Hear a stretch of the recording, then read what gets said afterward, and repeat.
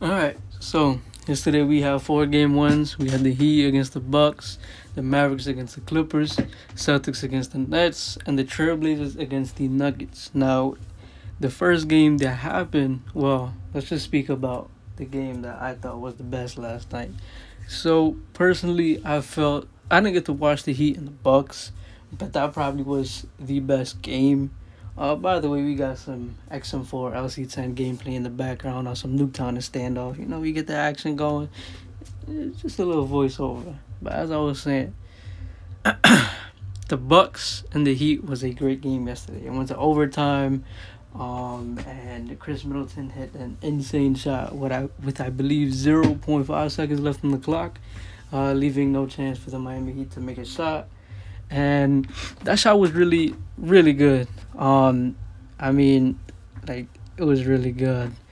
Um, Going into halftime, the Bucks were winning, but the Miami Heat was able to outscore them by two, and actually my fault, by one in the third and by two in the fourth, and that was able to get them into overtime. And in overtime, the Bucks, it was actually tied at 107-107, and then when Chris Middleton hit that shot, that's where the Bucks scored 10 and the Miami Heat had 8 for the overtime game. Now, it was a very interesting game just for the fact that in this game, Giannis wasn't. I mean, I personally think Giannis wasn't the best player on the court, even though he did have 26, 18 rebounds, and 5 assists. Um, he did shoot terrible. He played 45 minutes and only shot 27 shots and only made 10 of them. And he went 0 for 3 from 3. I've got to give the best.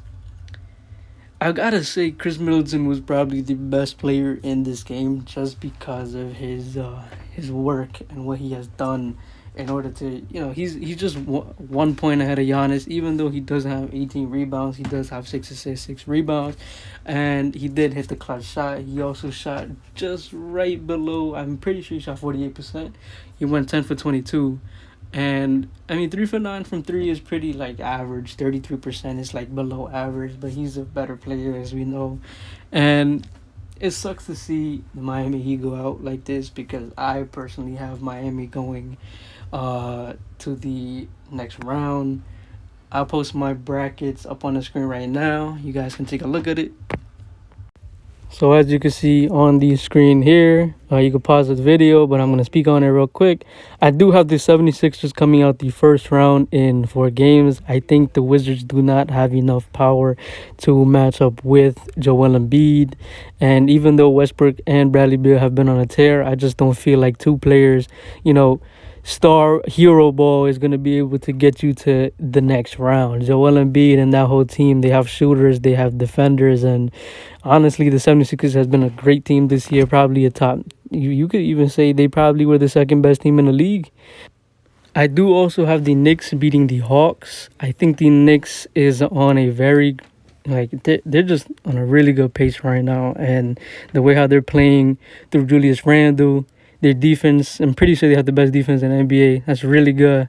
And I mean, the Knicks has been like amazing this season. The Hawks, I feel like Trae Young isn't capable of taking down the Knicks, especially since he recently just messed up his ankle.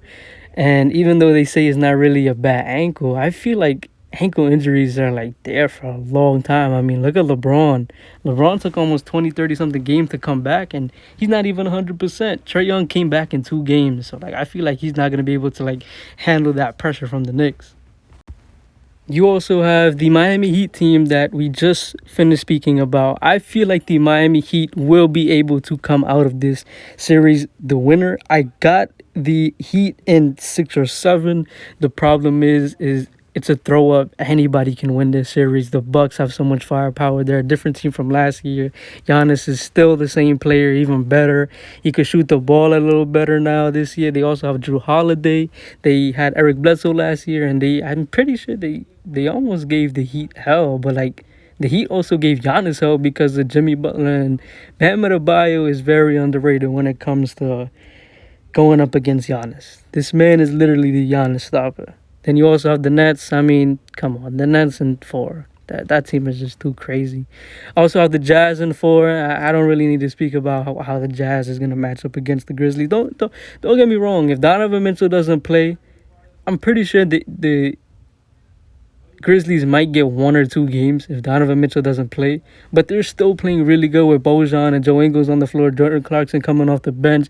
Gobert has been a pretty, you know, I mean, he's averaging his 14, 14, and 3 blocks, so he does have that rim protection against Jonas Valanciunas and Jaren Jackson Jr.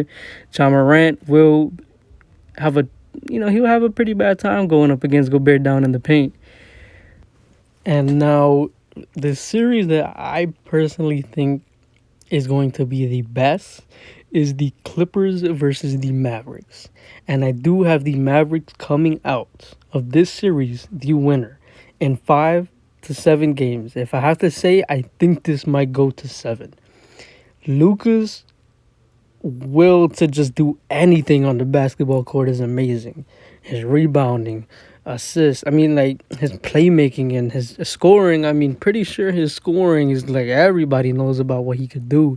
And the fact that he took this team, I'm pretty sure he took this team to 6 last year, is kind of scary. Just for the fact that this time they have Kristaps. They only have Kristaps for the first game last year.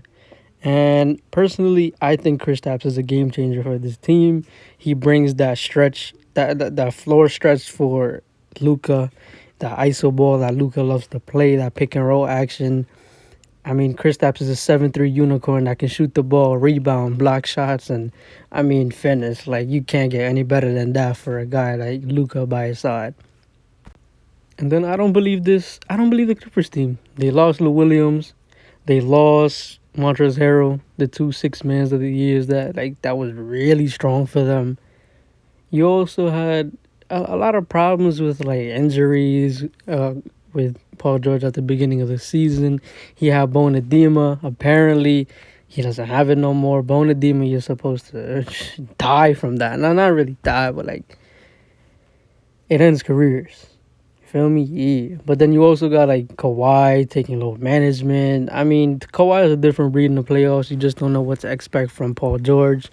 And you really need these 2 stars to, step up. Because you can't really fill in the roles of Montrezl Harrell and Lou Williams with Terrence Mann, Rajon Rondo, Patrick Beverley, and them. Like, you got to do better than that.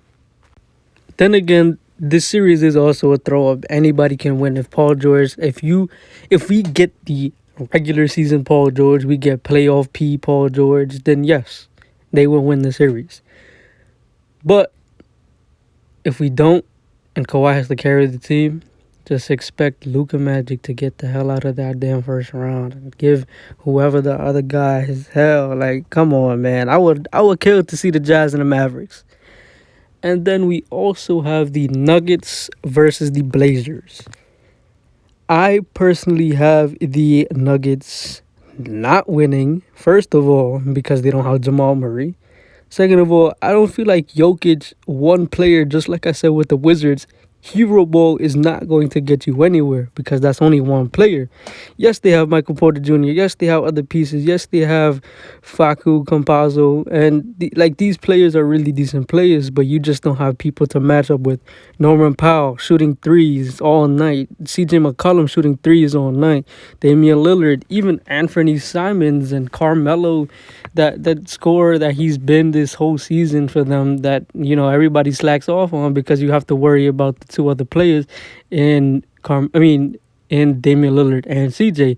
You also have Nurkic. Nurkic has been playing amazing basketball lately, and his double-double is like he's a double-double machine. And then you got Enes Kanter coming off the bench. Enes Kanter is a defensive liability, in my opinion, the way how I've seen him play. But the man can rebound the ball. The man will get you a rebound.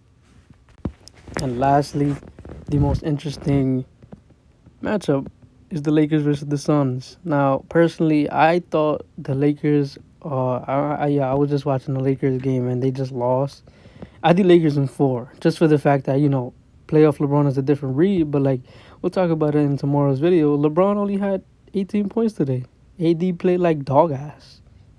DeAndre Ayton showed up AD today. Devin Booker played better than LeBron. Like, LeBron hasn't been the same person the past 3 seasons. I don't even know. Like, this season, this whole year, he's playing so passive and he's not really being aggressive like he used to be. And it sucks to see this man play like that because we all know what LeBron is capable of. And I miss those days, take over LeBron, where he was able to take over. But personally, I still think the Lakers are pulling a whole 2020 bubble situation where they lose the first game all the time and then cook the whole team the next game and the game prior and the game prior. So it's gonna be a really interesting series, especially since the Lakers, who are the favorites to win, other than the Nets, are pretty low in the seeding, the number 7. So it's gonna be interesting. Now I'll quickly wrap up the second round, the conference, and the finals. Really simple. 76ers and Knicks still probably going to 7, maybe 6. I heard Mitchell Robinson might be back around that time. Nerlens Noel and Mitchell Robinson will give Joel Embiid some hell. I would love to see that matchup. Joel Embiid, you can't stop him. You can only slow him down. I mean, Julius Randle's been going crazy too.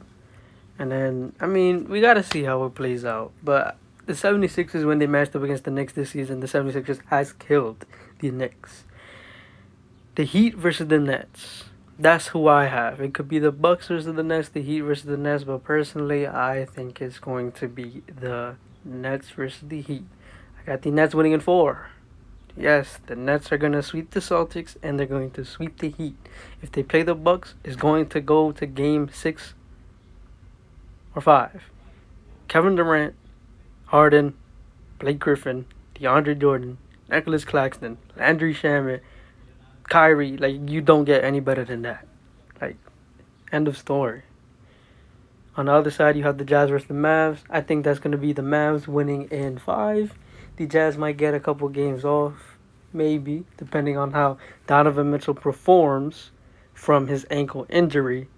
The Blazers versus the Lakers. I personally think the Lakers will beat the Blazers again, just for the fact that they have beaten them last year, cooked them last year, and this year, the Lakers stepped up their game.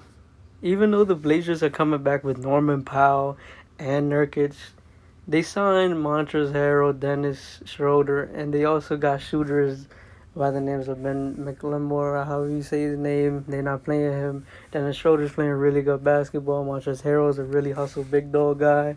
You also got Andre Drummond. Depending on how the big two played, LeBron and AD, it all depends on how they perform.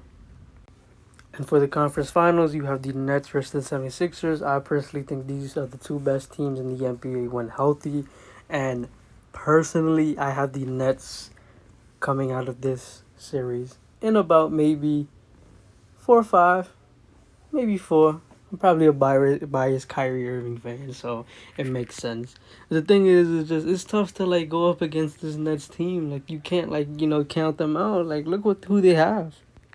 But I do have the Nets coming out of this game, this series, my fault, this series, in 4, 5, or 6. I don't see it going to 7.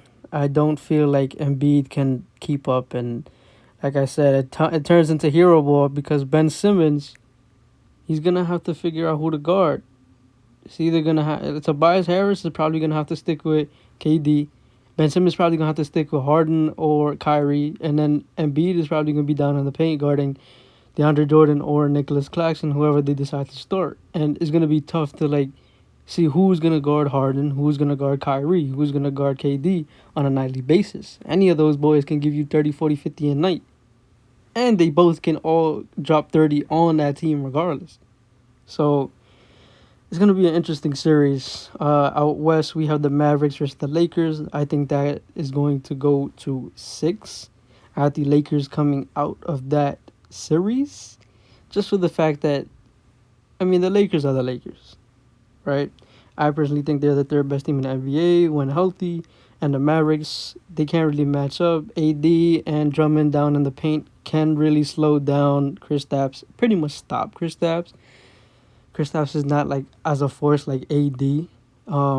Luka, I think LeBron and Luka pretty much average out right now, so it's kind of tough to like see, who's who right now. Like, so I do think the Lakers will outstar power. That's the word. Outstar power. I don't know if it's a word, but they're gonna outstar power the Mavericks. Now, lastly, at the finals, that's versus the Lakers. It's tough to say who's gonna win that matchup. LeBron and KD again. Then again, the Lakers are very deep, but then if you look at the Nets, man, that team is just full of star power. You can't go up against the Nets. And I'm gonna be a biased Kyrie fan here, but I got a feeling the Nets could beat the Lakers in 4. Just for the fact that depends on how AD plays with that injury.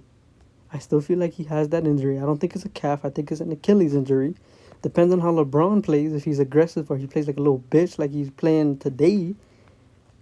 Or depends on if KD, Kyrie, and Harden can mesh with each other and who takes the last shot and who gets what. But recently they've been playing really good. Now this helps me transition into the game yesterday. The Knicks. Oh, the Knicks don't play. It's the Nets. Wrong New York team. The Nets played the Celtics yesterday, and that was a very interesting game. Marcus Smart was really hitting his shots. He was on point with his defense. You had Jason Tatum. At first, Jason Tatum was looking really good. I personally thought Jason Tatum was outperforming the whole big three in the first quarter and second quarter. But that's the problem. It's not how you finish. Whoa, it's not how you start. It's how you finish.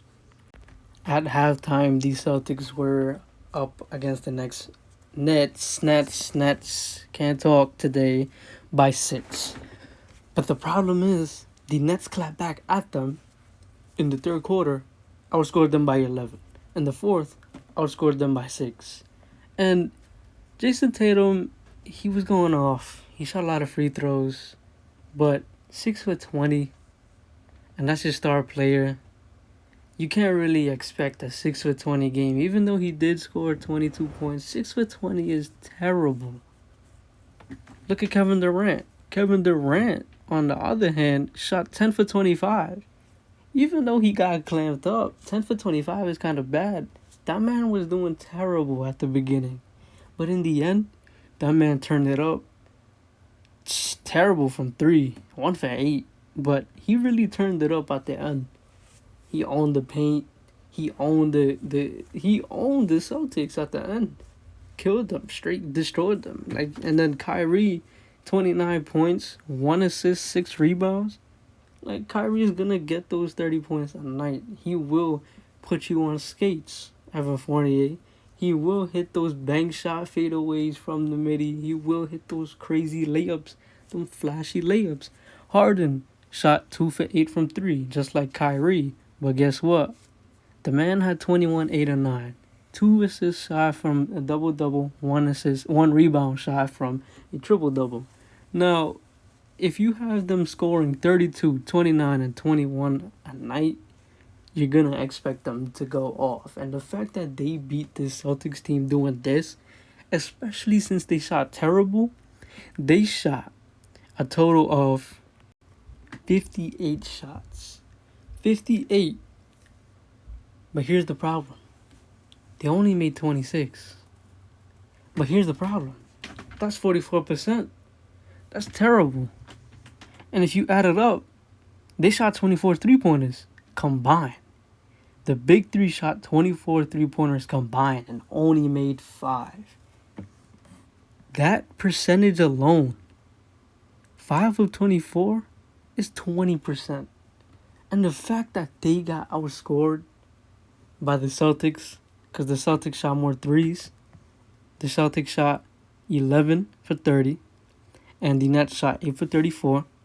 The fact that the Nets was able to win this game is disturbing, because Kevin Durant, Harden, and Kyrie is just too much star power to go up against. Joe Harris, he played 37 minutes, had 10 points, 4 for 11, 2 from 6 from 3. He was really getting them backdoor cuts on them last night. Especially you have players like Jeff Green, Nicholas Claxton, Bruce Brown, Landry Shamet coming off the bench, and they were doing really good. It's crazy to think that this team is just assembled together. Blake Griffin only had 1 point. but he didn't even take a shot. Well, he did, but he shot free throws. And he had like, of course, he had like 4 assists and 3 rebounds, but that's the usual. The Nets team is scary, man. Especially when they're all healthy, all together on the court. It's tough. Especially, imagine if Harden was hot. Harden scored 21. We don't see 21 from Harden since 2013. Kyrie had 29. Kevin Durant had 32. They all could get 30 together. And if that was the case, if they all had 30, they would have beat the Celtics by 20, 30. Enough with the Nets, right? Let's talk about the Celtics. Tristan Thompson brought really great energy to this team. They should have played him more. They had it was a ridiculous amount of offensive rebounds and tips that he had. He had 10 rebounds, but if you watch the game specifically, you'll be able to see this man tip the ball out rebound them. And Marcus Smart was amazing this game. 17 points, 5 assists, 3 rebounds. Defense was amazing. 6 for 13. Same amount of shots made by Jason Tatum, but Marcus Smart was the guy who took less shots. So we also had another game. The Blazers and the Nuggets. Jokic played MVP basketball. At the beginning of the game, Jokic was MVP. We all could agree. Everybody was looking at Jokic play, destroying the Blazers. But here's the problem. He got no help around him. His other best player, Jamal Murray, not there no more. Got the player right behind him. Kevin. Michael Porter Jr. was 11 for 11 or 11 for 12 from 2-point range. But he was 1 for 11 or 1 for 10 from 3. If he made at least 5 or 6 threes out of those 10 shots, he would have won the game. They would have won the game. But that's their problem. They can't make their 3-pointers. They suck from 3. This game they did. Personally, I think they did.